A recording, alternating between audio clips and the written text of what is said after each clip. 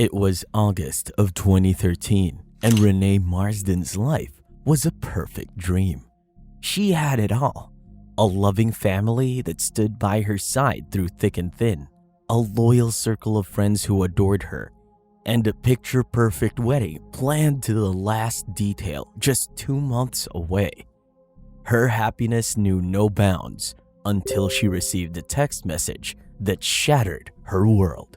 The message was like a dagger that pierced her heart, and the consequences that followed were beyond her worst nightmares. It was a message that led to a chain of events that no one could have predicted, culminating in a tragedy that would forever haunt her loved ones. The story of Renae Marsden is a cautionary tale of how life can change in an instant, leaving a trail of devastation in its wake. Before we dive into the video, if you're a fan of stories about the darker side of our universe, then do yourself a favor and smash that subscribe button and turn on notifications so you don't miss any of our future uploads. Let's get into today's story. In 2010, Renae Marsden, an 18-year-old from Sydney, Australia, lived with her parents and 3 siblings. Renae was known for her vivacious personality and expansive social circle, but it was her unbreakable bond with her mother, Teresa, that stood out the most. Teresa had given birth to Renae when she was just 19 years old, and over the years, the two had grown inseparable. Renae relied heavily on her mother and confided in her about everything, no matter how big or small. However, in that same year, Renae's life was turned upside down by a significant event, leaving her reeling and in desperate need of support. Renae's world came crashing down when she discovered that her boyfriend of almost 2 years, the man she was deeply in love with, had been unfaithful to her. The betrayal cut deep, especially when she found text messages that revealed his callous disregard for her feelings. When Renae confronted him about the messages, he vehemently denied ever sending them, insisting that he had always been faithful to her. But Renae's gut told her otherwise, and she knew she couldn't stay in a relationship built on lies and deceit. Heartbroken and lost, she turned to her mother for solace and support, hoping for a shoulder to cry on and some much-needed guidance. However, all Teresa could offer were words of comfort and hope, reminding her daughter that time would heal her wounds and that someday she would find the person she was meant to be with. After weeks of heartbreak and despair following her painful breakup, Renae's mood suddenly shifted. She walked into her house one day, and her beaming smile was hard to miss, considering the unbearable sadness she had been carrying with her for so long. Teresa couldn't believe her eyes and rushed to her daughter, eager to know what had brought on this sudden joy. Renae revealed that she had met someone new, a guy named Brayden Spiteri. Teresa's curiosity was piqued, and she eagerly asked for more details. Renae gushed about Brayden, sharing that he was a 23-year-old graduate of the prestigious King's School in Sydney. He came from a wealthy family, and his father owned a successful construction company that Brayden was set to inherit. Teresa couldn't help but feel happy for her daughter, grateful that this new love interest was a welcome distraction from the pain of her past relationship. Renae's happiness was contagious, and Teresa hoped that this newfound joy would be the start of a brighter chapter in her daughter's life. As Renae continued to sing praises of her new beau, Teresa couldn't help but be curious about how they had met. She asked the all-important question, "How did you both meet?" Renae revealed that her best friend Camila had introduced them. Camila Zeidan and Renae had been best friends since high school, and Renae explained that Brayden was actually Camila's ex-boyfriend. However, she was quick to reassure her mother that there were no lingering feelings between the two, and they were just friends at this point. Camila had taken pity on Renae after her painful breakup and decided to play matchmaker, introducing her to Brayden as the perfect match for her. Teresa knew Camila felt grateful that she was looking out for her daughter during a difficult time. But she couldn't help but wonder if there was more to the situation than Renae was letting on. Nonetheless, she was happy to see her daughter smiling again and hoped that Brayden would bring her the happiness she deserved. Teresa couldn't help but worry about the potential fallout from her daughter dating her best friend's ex-boyfriend. She knew from experience that this kind of situation was fraught with complications and could lead to a lot of hurt feelings. Despite her reservations, she decided to voice her concerns, asking Renae, "Do you really think it's a good idea to be dating Camila's ex-boyfriend?" Renae tried to reassure her mother that Camila had been upfront about everything and believed that Brayden was a good match for her. She insisted that there were no feelings between Camila and Brayden and that her friend was fully supportive of their relationship. Despite her daughter's assurances, Teresa couldn't shake the feeling that this was a bad idea and worried about the potential fallout for both Renae and Camila. Despite her doubts, Teresa wanted to be happy for Renae and asked if she could see a picture of Brayden. Teresa couldn't deny that Brayden was a good-looking guy. However, her concerns only grew when she saw a picture of him with Camila lying on his shoulder. To Teresa, this seemed like a red flag, a potential sign that there might still be feelings between Brayden and Camila. She couldn't shake the feeling that someone was going to get hurt in all of this. Renae, just like all concerns before, brushed them to the side. In the following weeks and months, Renae and Brayden would text each other nonstop. Renae was glued to her phone, constantly chatting with Brayden. They had planned to meet in person on multiple occasions, but every time, something would come up and prevent them from finally meeting face to face. Eventually, they stopped trying to schedule these meetings altogether. It seemed like they had already built such a strong and vibrant relationship through their phones that the thought of actually meeting in person was becoming more and more daunting. It was just easier and more comfortable to continue communicating online rather than in person. In January 2012, a terrible tragedy struck. Brayden had been in a catastrophic motorcycle accident, leaving his best friend, Richie, dead. Miraculously, Brayden survived the accident, but his reckless driving caused Richie's death. As a result, he was charged with manslaughter, convicted, and sentenced to 2 years in prison.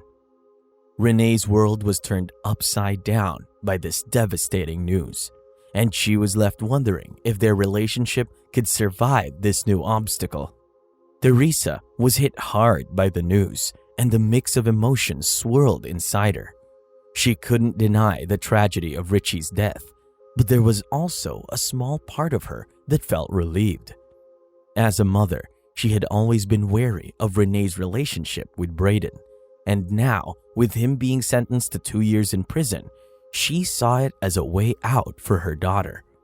She couldn't help but hope that Renae would move on from this complicated and distant digital relationship and find someone who was physically present and emotionally available. After Brayden's sentencing, everyone thought that his relationship with Renae would come to an end. But fate had different plans. Brayden's family managed to smuggle a phone into the prison, and Renae and Brayden were able to continue their relationship through texts. Despite the risks and the disapproval of her own family, Renae was so deeply in love that she couldn't let go. As weeks went by, their love only grew stronger, and they decided to get married as soon as Brayden was released from prison in 2013. Renae was so committed to their plans that she had already started making preparations. From buying a tiara on eBay to booking a wedding photographer, She even contacted the Greek consulate to check if Brayden, a convicted felon, would be allowed to enter the country for their honeymoon. The wedding plans had consumed Renae and Brayden's conversation.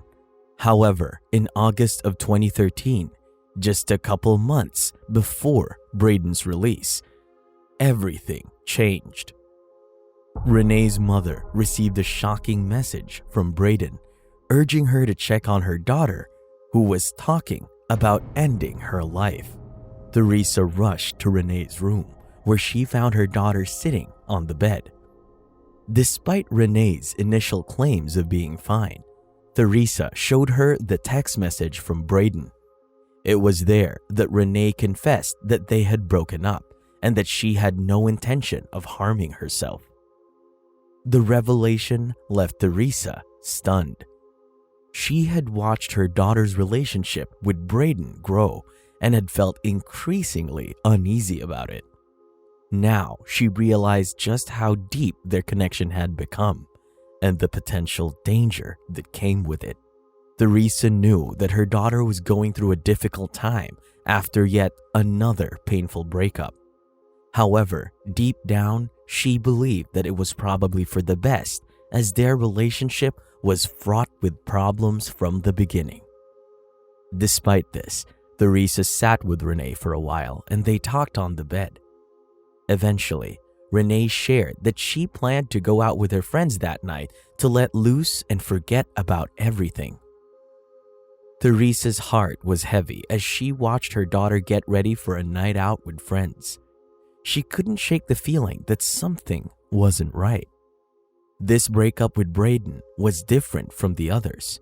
It was as if a dark cloud hung over the entire relationship. Teresa knew that Renae was hurting, and the thought of her daughter spiraling into despair was too much to bear. Both Teresa and Renae hugged and kissed before Renae left the house. Teresa forced herself to push those thoughts aside. She tried to convince herself that this was for the best and that her daughter would eventually find someone who would treat her with love and respect she deserved. A few hours later, Teresa received a text message from her daughter.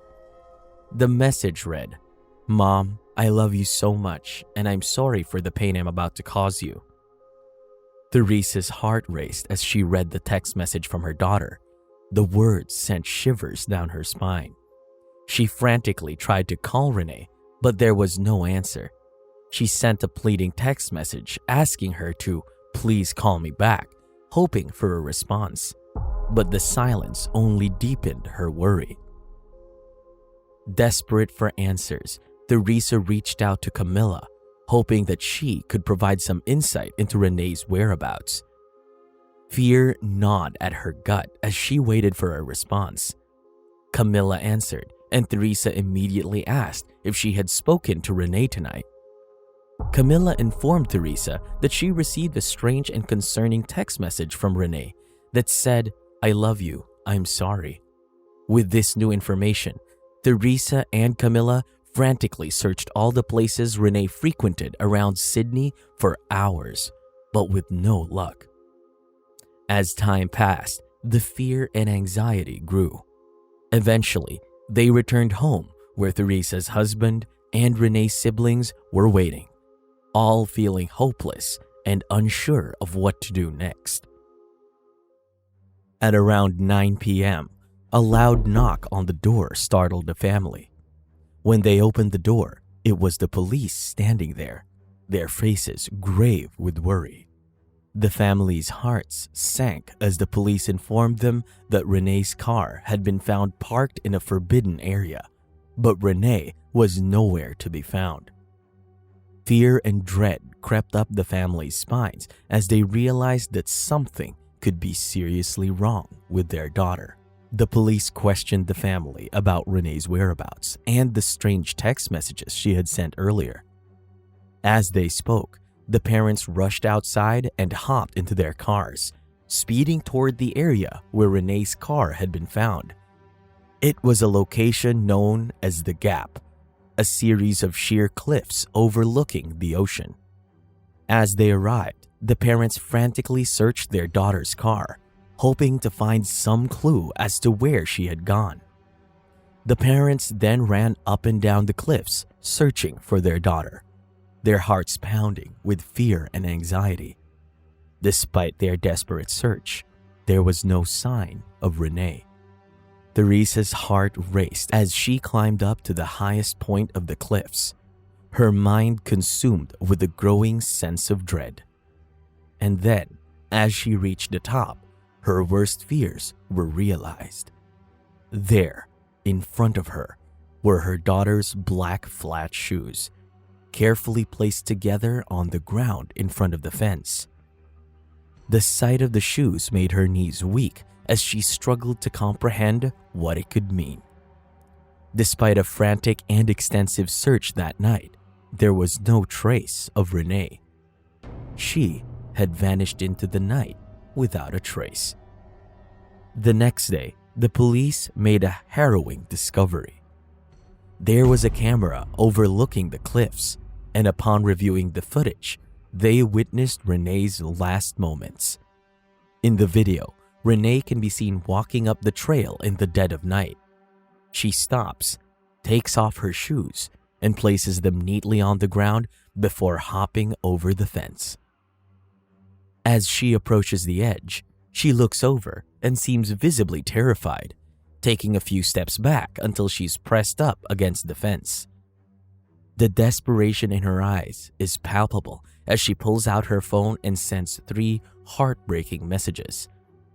One to her mother, apologizing for the pain she was about to cause, and the other 2 to her friend Camila and the love of her life, Brayden. The tension in the room was unbearable as families and friends watched the footage, realizing that Renae was standing on the brink of the cliff in her final moments. The weight of their loss was almost too much to bear. And then, after sending these 3 text messages, Renae threw her phone off the cliff into the abyss below, leaving her loved ones with nothing but her last messages. And then she inched forward, closer and closer to the edge, until she disappeared from the camera's view. It was clear what had happened. The cliff had claimed another life, and Renae was gone forever. The family's worst fears had become a devastating reality. Renae's body would never be recovered, but with the camera footage, her death was ruled as a suicide. Her family was not only devastated, but also felt a sense of confusion and disbelief at the tragic turn of events. They were left wondering why Renae would take such a drastic step, and they couldn't shake the feeling that it had something to do with her recent breakup with Brayden Spiteri. In their desperate attempt to make sense of the situation, they repeatedly tried to contact Brayden, but all their efforts were in vain. As they struggled to come to terms with their loss, they were left with a nagging feeling that there was more to the story than they knew. The family, desperate for answers, turned to the police and pleaded with them to reach out to Brayden, who was in prison. They hoped that he would be able to shed some light on what happened to Renae. With a glimmer of hope, the police agreed to their request and contacted Goulburn Prison, hoping to set up a meeting with Brayden. The tension was high as the family anxiously waited for any news. When the police finally got back to the Marsden family, they were told that they couldn't talk to Brayden Spiteri because no one by that name was at Goulburn Prison, or any other prison for that matter. This was because Brayden Spiteri wasn't real. Renae's supposed boyfriend, Brayden Spiteri, was a complete fabrication. Renae's friend, Camila, had made him up. Camila had always been possessive of Renae, but nobody could have imagined the extent to which she would go to have control over her friend. Camila's sinister plan began by manipulating Renae's emotions. She persuaded Renae that her former boyfriend, whom she had been in a 2-year relationship with before Brayden, had been cheating on her all along and that he didn't truly love her.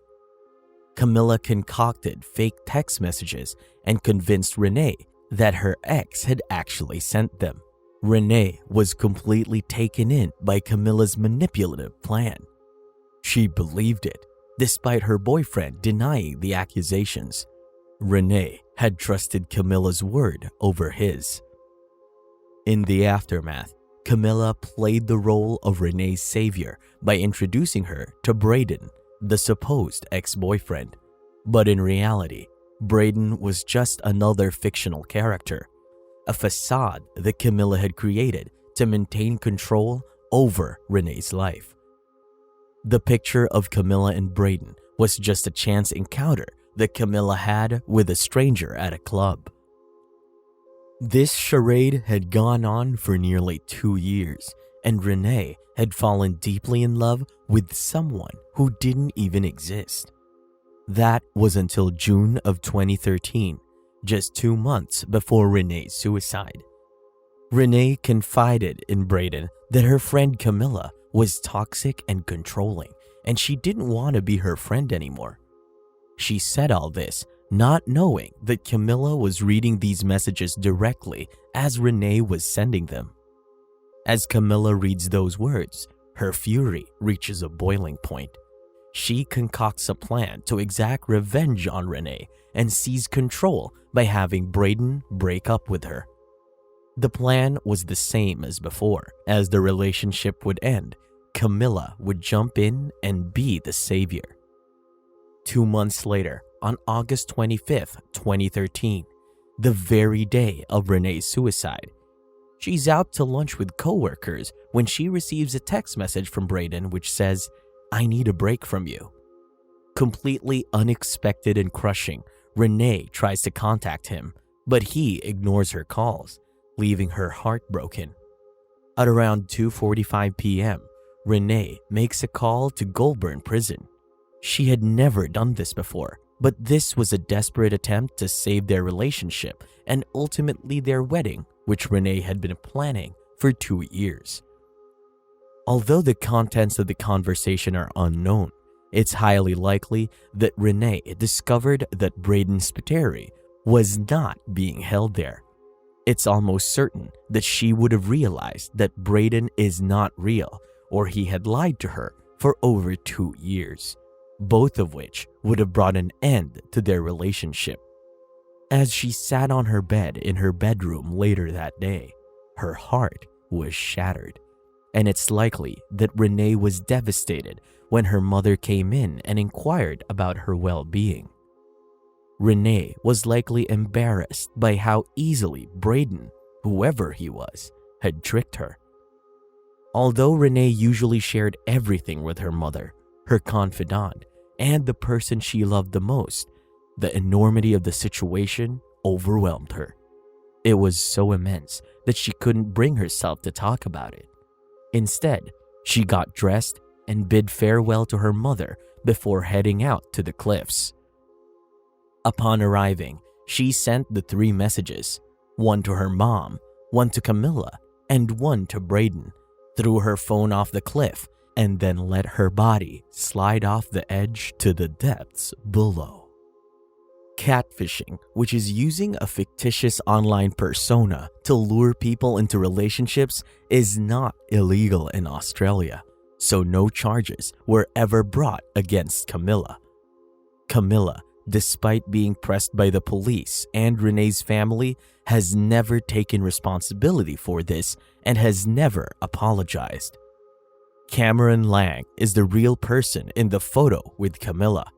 He never knew his images were being used in the catfishing scandal. He found out when the news broke of Renae's tragic death. If you enjoyed this video, then make sure you hit that subscribe button. We post new stories every week covering the darker side of our universe. If you want to see more videos like this, then I highly recommend that you click the video now on screen. That video has been selected specifically for you.